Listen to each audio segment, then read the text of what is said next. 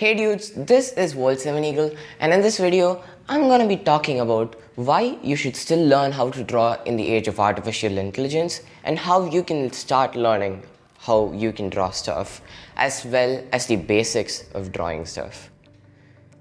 So, what are we waiting for? Without any further ado, let's dive deep into this video.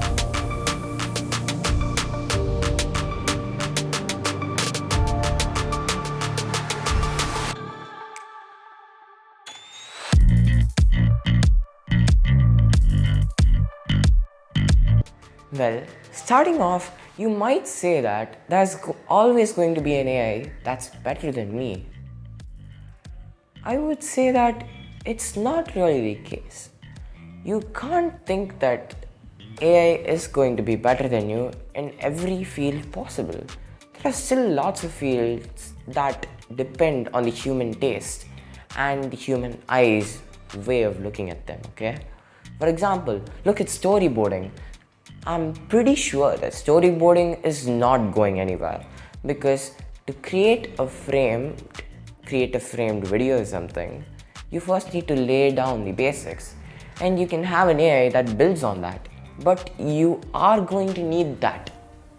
So there will always be a need for human artists, even in the age of AI.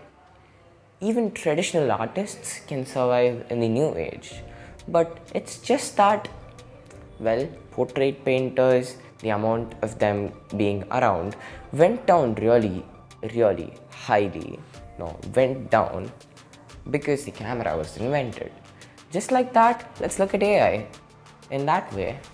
So you can use this for very specific purposes, for getting yourself very specific very specific reference images, as well as getting yourself inspired, as well as, trying out new compositions. That's how you should be using AI. And also, you were never meant to be the best in the field of art. Art is not about being the best, it's about expression and how you express what you feel through an image to a client or anybody for that matter. It's about your unique expression, not the artificially intelligent model's expression.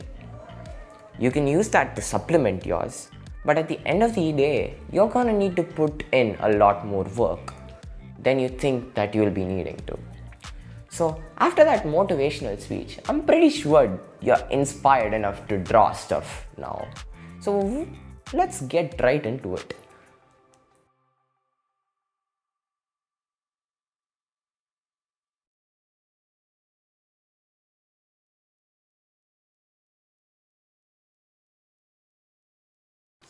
One or two 2B pencils because they run out pretty quickly if you draw a lot, and also an eraser and a sketchbook that's specifically made for drawing. For example, a sketchbook that's made for drawing will have a GSM of 150 GSM or 160 or 120 or 130 or 140, anywhere within that range. So try to get yourself that kind of a sketchbook. And then after that, you need to start practicing the basics. And what is the basics if you don't know what they are? So I'll let you know right now. I'll let you know about that. I'll let you know more about that now. There are 4 parts. Not precisely 4, but these are the main components of learning how to draw. The first is ideation. Ideation is the place where you think about what you're going to do, and the second is composition. It's making a rough image on the paper where you want things to be, etc., stuff like that, how you want the image to come out. And the third step is anatomy. Anatomy is the idea of simplifying stuff down to a level where you can understand and recreate shapes simply by using smaller shapes. And also, the last step is rendering, which is making stuff look more lifelike than what it already looks on the basis of line art. So let's start with the first thing, that is ideation. Ideation is the part where you write down what you want to convey in your image.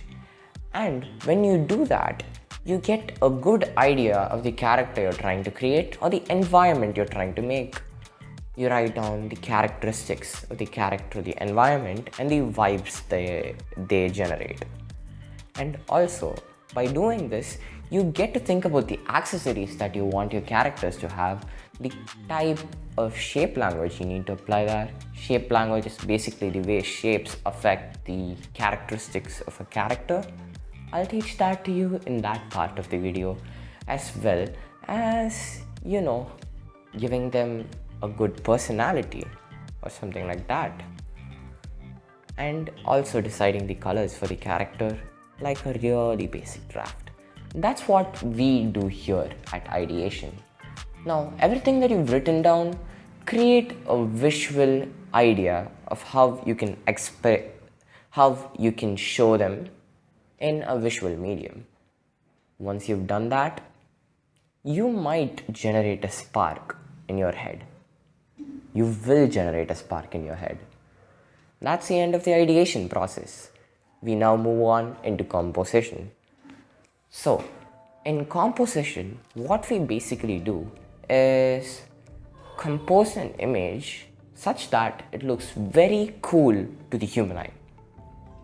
I'm not going to be teaching you guys the rule of thirds or the Fibonacci grid. Those are for separate videos because they hold a lot of importance, and I think that you don't need them to get started with the basics. Let's talk about third dimensional composition now. There are two types of third dimensional composition, the orthogonal view and the perspective view. The orthogonal view is basically an idea where angled lines appear to be parallel. They are not, and this is what perspective says. Perspective in caveman terms is basically this. Man go far, man look small. Man come front, man look big. That was weird, but that's basically perspective. Stuff at the back of an image look like they're really small, but they're not. Stuff at the front of the image can look very big, but they might not be very big. I'm pretty sure you got it. And this bigness and smallness of objects can be easily measured. As I said earlier, angled lines meet at a point, which means that lines that are parallel to each other also meet at a point. Angled parallel lines, I mean. Which means that from that point where they meet, if you draw a line, they get bigger, like this. They get bigger and bigger when they come towards the end of the image. That was the idea of perspective. That's just the basics.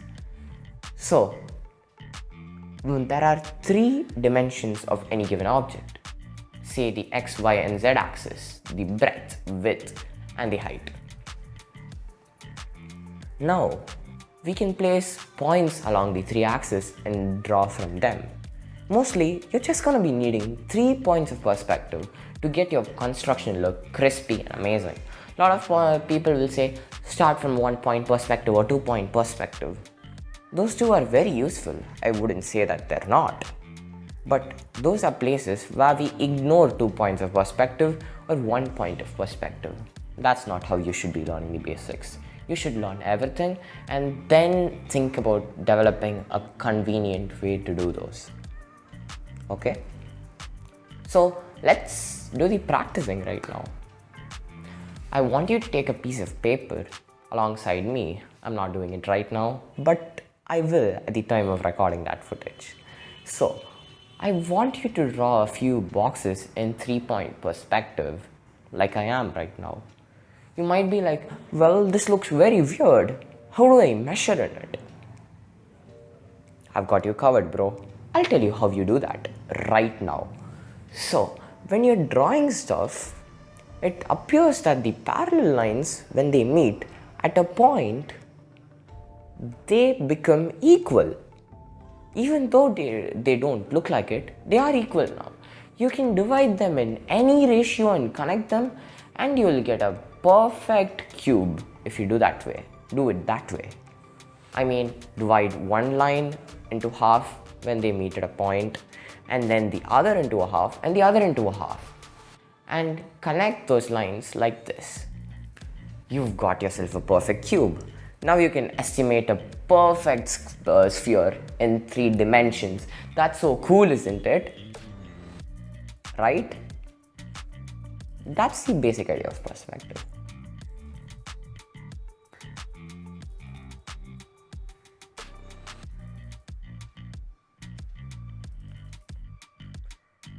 So, the third step, no, yeah, right, third step, wait a minute, am I in the third step right now?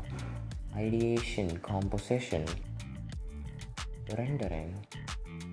Am I at rendering right now? I guess I am, so I'll teach that now. So rendering is basically the idea of shading in faces or contours of an object that don't face light sources, as well as creating shadows to make your pictures look very lifelike. That's the idea. So how do you do this?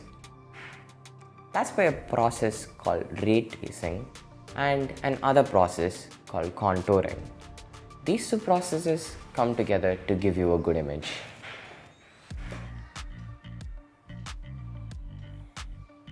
So how do these 2 work?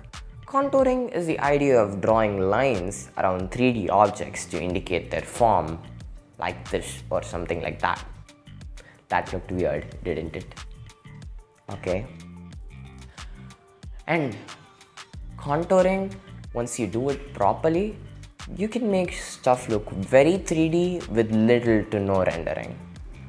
But let's use it to actually supplement our rendering skills. When you shine a light on an object, imagine if the light is here and the contoured object is here. When the light hits the contoured objects, the part of the object that faces the light foremost gets the highest amount of illumination, and when the angle changes slowly, the illumination decreases. And in parts of the object that is not facing the light source, there is no light unless the surface you're placing it on is reflective. So you just erase a bit of the light and you shade it in with a little lesser value, a value that is a little lesser. So that's the idea of shadowing. And then the idea of creating fall of shadows is the next one, that is ray tracing. What is ray tracing? Ray tracing is basically drawing a line from the light source to the bottom or on the line in which your object is being placed, or the plane in which your object is being placed for that matter, and then using lines from that light source to the topmost vertices of the object and lines from the part of the light source that hits the ground at a 90 degree, and drawing lines from there to the edges to get yourself a perfect shadow. And when you connect all those lines, you get yourself a perfect shadow. That's cool, right? That is the basic idea of rendering. So, I guess I missed something. It's called anatomy, and I'm really sorry about that. Now let's talk about anatomy. What is anatomy? Anatomy is the idea of breaking down shapes into simpler forms. For example, when I show you my hand, you can break it down into simpler parts. For example, a trapezoid shape here. Trapezoid is the 3D variant of a trapezium.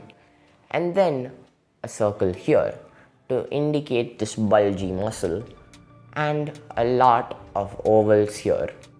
I mean, like this, like this, like this, like this, like this, like this.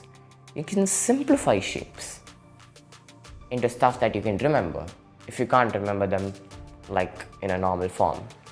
That's what we artists do. We estimate, we break it down into simpler shapes so that we can remember them. Remember, anatomy is not only for humans, it's for every creature around. So get yourself a pack of references and do it along with me as I collect some references. I will when I'm recording the video for that. I'll wait for you guys. pause the video, go to Pinterest, get yourself a few images of a few different species that you'd like to learn the anatomy of. For example, a tree, a specific type of tree, a human, or a wolf, or some Shiba Inu, or a dog, or a cat, or something like mittens, something like that, or a ginger cat. Go ahead.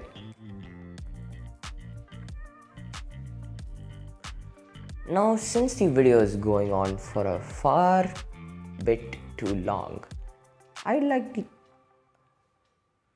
So, now that you've collected your references, let's talk about what you need to do now. Look at everything you've collected. Simplify them into simpler stuff. Stick figures. Let's start with stick figures because they'll provide you a good understanding of how bones will work. Few minutes. Don't do the normal stick figure. Don't start with a point from the spine. Give the shoulder bone a line as well. And these two are ball sockets. So everywhere you see a joint, draw a ball and a line for a long bone and a ball again. So I think you might have flipped a switch in your head, didn't you? Now, after you've done that, you'll be able to draw poses. Any random pose that comes to your mind, you can draw it now. And you can build on top of that with simpler shapes. Like for the chest and the butt part of our body, we can use a bean shape to indicate that. As well as for the leg, we can use ovals. 2 ovals for the top part, 2 ovals for the bottom part. And the way that they meet and the way that they curve will provide you the anatomy of the muscles. And the initial simplification that I gave you, that was for the bones. And for the everything else like that, you can simplify it as well in animals, in trees, in birds, everything. So that was it for this video. That's it.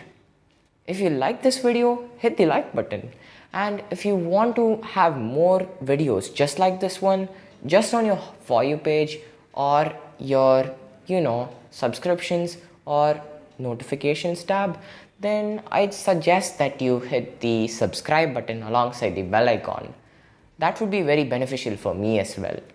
And also, put your opinions, thoughts and suggestions for this channel in the comment section. I'm a relatively new YouTuber and I have a lot of time to read.